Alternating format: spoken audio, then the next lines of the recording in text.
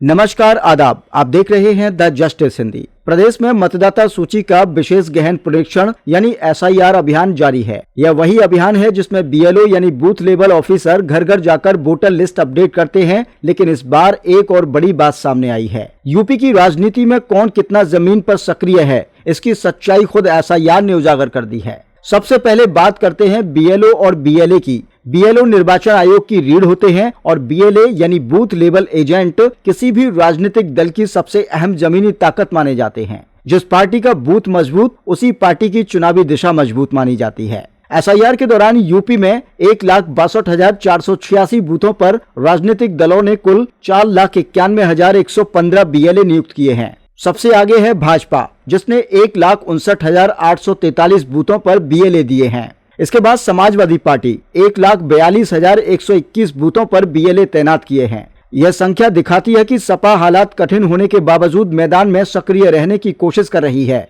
तीसरे नंबर पर है बसपा, जिसकी पकड़ 1,38,681 बूथों तक दिखाई दे रही है। लेकिन सबसे चौंकाने वाली स्थिति कांग्रेस की है। कांग्रेस ने सिर्फ 49,121 बूथों पर BLA नियुक्त किए हैं, यानी लगभग 70% बूथों पर कांग्रेस का एक भी एजेंट नहीं है और 17 जिलों में कांग्रेस पूरी तरह से गायब है, एक भी BLA तक नहीं है। अब कुछ अहम जिलों की स्थिति पर भी नजर डाल लेते हैं।